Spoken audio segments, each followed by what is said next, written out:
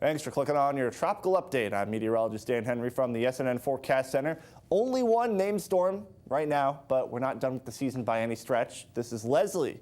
Looking pretty disorganized here. This is the center of the storm. Most of the showers and the storms are just on the eastern side. Pretty typical when we see a weak tropical storm that it's a little bit lopsided. And overall, we're going to be seeing the storm sort of meandering over the next 5 days over the central Atlantic. It's the type of tropical storm we like, one that's not going to impact land.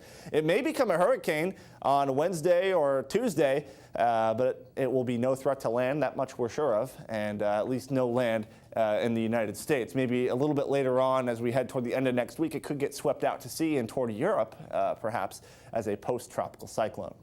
Now, as far as the amount of hurricanes that we typically see in a season, of course, most of us know the peak does occur August into September, but we're not done with the season by any stretch of the imagination. And actually, an odd statistic here is that we normally have a secondary maximum of activity that occurs in October.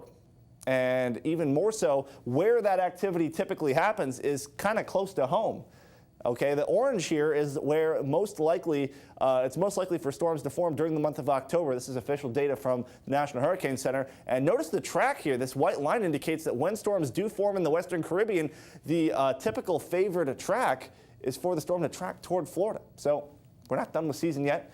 The good thing is we're not seeing anything in the next week that's particularly concerning, although those water temperatures remain very warm here, even well into the western Atlantic. We need a water temperature of 78, 79, 80 degrees for a storm to form, and we're at 84, 85, 86. So, yeah, there's still plenty of energy out there for a potential storm to feed off of.